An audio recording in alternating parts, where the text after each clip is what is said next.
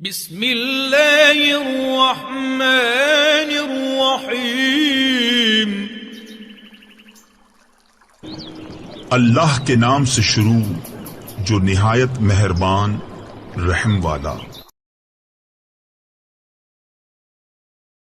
کے بعد میری بیٹی کو، میری دو بیٹیوں کو، میرے ایک بیٹے کو، فلاں کو میرے مال میں سے اتنا ملنا چاہیے، نہیں، اس کی کوئی حیثیت نہیں ہے شریعت میں۔ کیوں؟ اس کے لیے حصہ قرآن نے متعین کر دیا، 1/3 میں ہوگا۔ 1/3 سے زیادہ مال میں اگر آپ کہیں میرا کل مال مسجد میں خرچ کر دیا جائے، شریعت کہتی ہے نہیں، اس میں سے صرف اور صرف کیا کیا جائے گا؟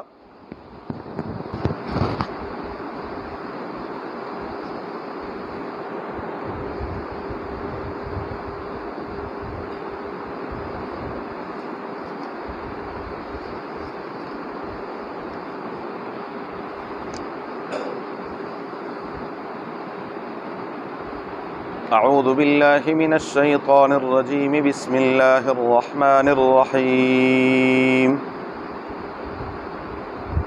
کتب علیکم اذا حضر احدکم الموت ان ترک خیرا الوصیۃ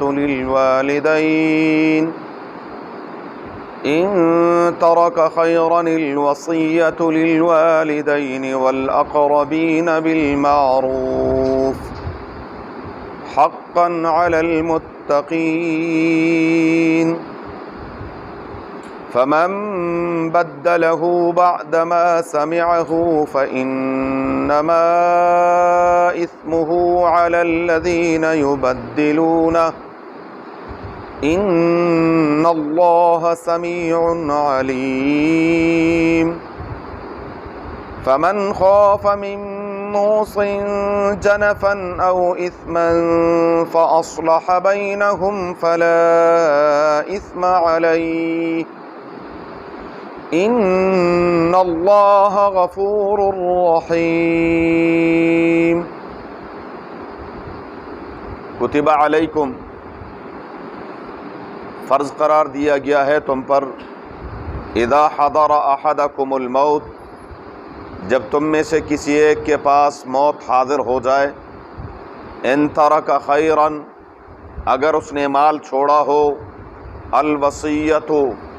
وصیت لازم ہے، للوالدین، ماں باپ کے لیے، والاقربین، اور رشتہ داروں کے لیے، بالمعروف، دستور کے مطابق، حقا علی المتقین، یہ حق ہے متقین کے اوپر۔ فمن بدلہ، پس جس شخص نے اس وصیت کو بدل دیا، بعدما سمعہ، اس کو سننے کے بعد، فإنما إثمه علی الذین یبدلونہ، پس اس کا گناہ اسی پر ہے جس نے وصیت کو تبدیل کیا ہے۔ ان اللہ سمیع علیم، بے شک اللہ تبارک و تعالی سننے والے، سب کچھ جاننے والے ہیں۔ فمن خاف، پس جس شخص کو اندیشہ ہو، من موصن، وصیت کرنے والے کی طرف سے، جنفن، کسی ایک طرف مائل ہونے کا، او اثمن، یا گناہ کا، فاصلح بینہم، پس وہ ان کے درمیان صلح کر دے، فلا اثم علیہ، پس اس پر کوئی گناہ نہیں ہے۔ ان اللہ غفور الرحیم، بے شک اللہ تعالیٰ بخشنے والے نہایت ہی مہربان ہیں۔ کتب علیکم اذا حضر احدکم الموت، سورہ بقرہ کی آیت نمبر 180 سے 182 تک ہیں۔ گزشتہ آیات میں اللہ تبارک و تعالی نے ابواب البر میں سے ضابطۂ فوجداری کا ذکر کیا تھا، قصاص کا، کہ اگر کوئی شخص کسی کو ناحق قتل کر دیتا ہے، اور قتل کی میں نے اقسام عرض کی تھی، اس میں سے اس کے اوپر بدلہ وہ لازم ہے اگر اس مقتول کے ورثاء چاہیں، یا پھر اگر کوئی ایک اس میں سے پیچھے ہٹ جائے، یا یہ قتل خطا ہو یا قتل شبہ عمد کی صورت ہو، تو پھر اس میں دیت لازم ہے، اس کا تذکرہ ہو گیا ہے۔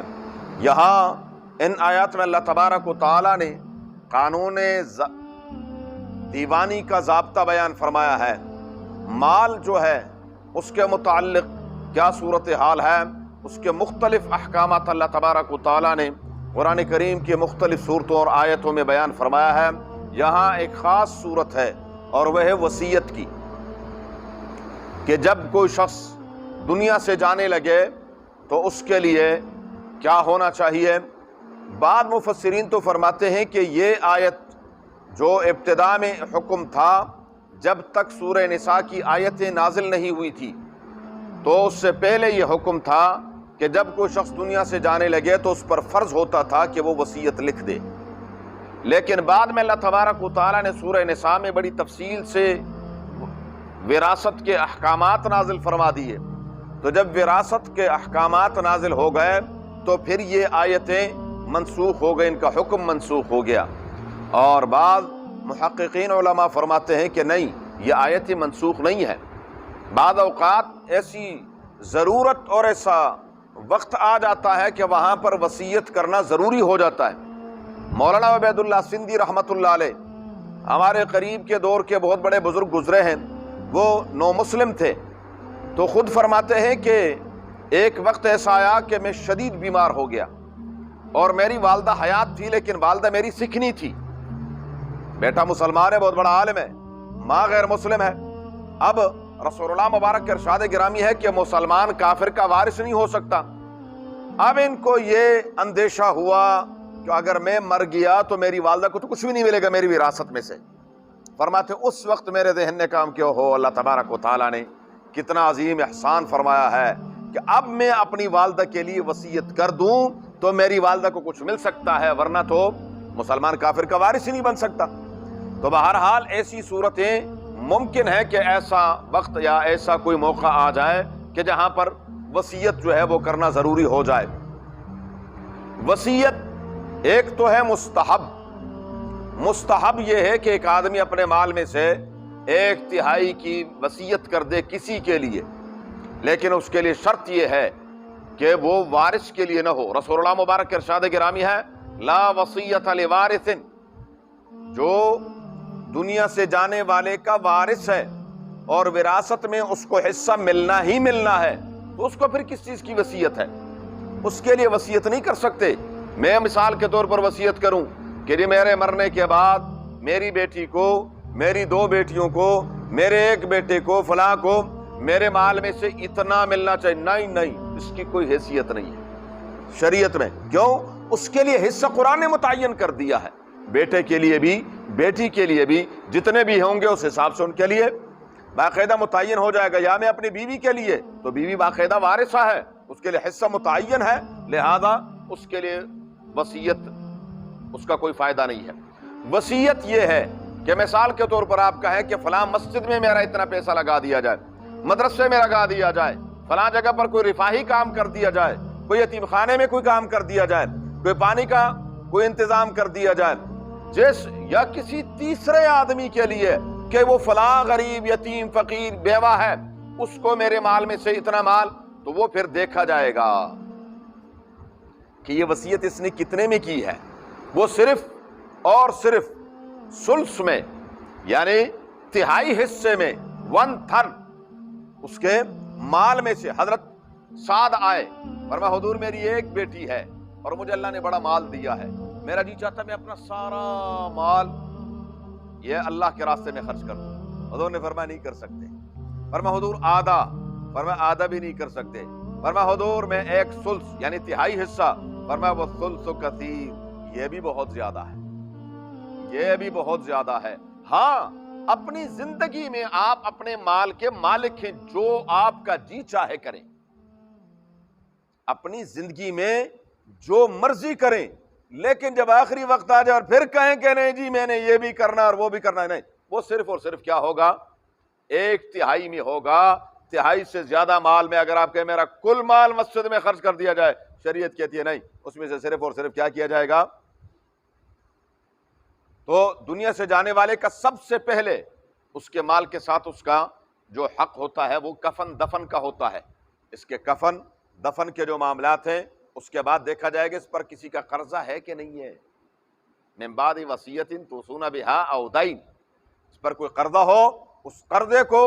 باقاعدہ اس کے کل وراثت میں سے، کل ترکے میں سے وہ دیا جائے گا کہ اس کا قرضہ دے دیا جائے، اور قرضے کے بعد پھر دیکھا جائے گا کہ اس کی وصیت ہے یا نہیں ہے۔ اگر اس نے وصیت کی ہے تو وہ اس کے مال کے تہائی حصے میں سے وہ جاری ہو جائے گا، باقی ورثاء کا حق ہے وہ جیسے مرضی اس کو کریں، یہ شریعت کا حکم ہے۔ بہرحال فرمایا کتب علیکم اذا حضر احدکم الموت ان ترک خیرا، اگر وہ مال چھوڑ کر جا رہا ہو فالوصیۃ للوالدین والاقربین، پھر رشتہ داروں کے لیے والدین، لیکن چونکہ والدین کے لیے اب کیا ہے، باقاعدہ سورہ نساء میں تفصیل سے ان کے حصے متعین ہو گئے ہیں۔ رشتہ داروں میں سے اولاد کے لیے باقاعدہ، بیوی کے لیے، اگر وہ نہ ہو تو بہن بھائیوں کے لیے، یہ حصے سارے متعین ہیں، لہذا ان کے لیے وہ وصیت نہیں کر سکتا۔ حقا علی المتقین، یہ متقین پر لازم ہے۔ فمن بدلہ بعد ما سمعہ، بس اگر کوئی شخص اس وصیت کو بدل دے، حالانکہ اس نے وصیت اچھی طرح سن لی ہے کہ وصیت کرنے والے نے وصیت کی ہے، اور وہ اس میں کیا ہے، تبدیلیاں کر دیتا ہے، کچھ زیادہ کسی کو محروم کرنے کے لیے، کسی کے ساتھ زیادتی کرنے کے لیے، فإنما اثمہ علی الذین یبدلون، قرآن کہتا ہے یہ گناہ اسی پر ہے جو اس وصیت کو تبدیل کرتا ہے۔ ان اللہ سمیع علیم، اللہ تبارک و تعالیٰ نے یہ اس وصیت کرنے والے کی وصیت سن بھی لی ہے، جانتا بھی ہے کہ یہ کیا کر رہا ہے، تو وہ خود نپٹ لے گا۔ فمن خاف من موص جنفا، اگر کسی شخص کے لیے یہ اندیشہ ہو کہ یہ کسی طرف مائل ہو رہا ہے، اپنے بچوں میں سے کسی ایک کو محروم کرنا چاہتا ہے، کسی ایک کو زیادہ نوازنا چاہتا ہے۔ ہاں ایک صورت یہ ہے کہ اپنی زندگی میں آپ دیکھ رہے ہیں آپ کے بچے ہیں، ایک ماشاءاللہ خوب سیٹ ہے اور ایک کیا ہے، کمزور ہے، آپ اس کے ساتھ کچھ تھوڑا بہت اپنی زندگی میں کرنا چاہتے ہیں، اور اس میں یہ نہیں ہے کہ جی یہ نافرمان ہے اور یہ فرمان بردار ہے۔ وراثت کا، ترکے کا تعلق فرمان برداری اور غیر فرمان برداری کے ساتھ نہیں ہے، یہ فرمان بردار ہے یا غیر نافرمانی کرنے والا ہے، جیسے بھی ہے اس کو جو حق اللہ تبارک و تعالیٰ نے دیا ہے وہ حق اس کو مل کر رہنا ہے۔ فرمایا او اثمن، یا کسی گناہ کی طرف وہ مائل ہو رہا ہے تو فاصلح بینہم، ان کے درمیان صلح کر دیں، کوئی بات نہیں یہ بھی آپ کی اولاد ہے، فلاں ہے فلاں ہے، یہ ایسا ہے، تو اس میں تاکہ ان کے درمیان فلا اسم علیہ، اس پر کوئی گناہ نہیں ہے۔ ان اللہ غفور الرحیم، بے شک اللہ تبارک و تعالیٰ بخشنے والے نہایت ہی مہربان ہے، کوئی غلطی کوتاہی انسان ہے اس سے ہو ہی جاتی ہے، تو اگر ان معاملات میں ہو جائے تو وہ بہت ہی بخشنے والا نہایت ہی مہربان ہے۔ یا ایھا الذین آمنوا کتب علیکم الصیام، آگے اللہ تبارک و تعالیٰ نے روزے کی فرضیت کا ذکر کیا ہے انشاءاللہ العزیز کی رحمت۔ اللہم صلی علی محمد وعلی آل محمد کما صلیت علی ابراہیم وعلی آل ابراہیم انک حمید مجید، اللہم بارک علی محمد وعلی آل محمد کما بارکت علی ابراہیم وعلی آل ابراہیم انک حمید مجید، اللہم ارحمنا بالقرآن العظیم، اللہم ارحمنا بالقرآن العظیم، اللہم ارحمنا بالقرآن العظیم واجعلہ لنا اماما ونورا وہدی ورحمة یا رب العالمین، اللہم ذکرنا منہ ما نسینا وعلمنا منہ ما جہلنا وارزقنا تلاوته آناء اللیل واطراف النہار واجعلہ لنا حجة یا رب العالمین، اللہم نور قلوبنا بالقرآن وزین اخلاقنا بالقرآن ونجنا من النار بالقرآن وادخلنا الجنة بالقرآن، اللہم حصل مرادنا ویسر امورنا، الہ العالمین تمام پریشان حالوں کی پریشانیوں کو دور فرما، سب کی جائز ضروریات کو خزانے غیب سے پوری فرما، اللہ سب کی مشکلات کو حل فرما، حلال کی روزی عطا فرما، حلال کی روزی کے اسباب مہیا فرما، حرام مشتبہات سے اللہ ہم سب کی حفاظت فرما، اللہم حصل مرادنا ویسر امورنا بجاہ حبیبک المصطفیٰ ونبیک المرتضی صلی اللہ علیہ وآلہ واصحابہ اجمعین برحمتک یا ارحم الراحمین، جزاکم اللہ خیر۔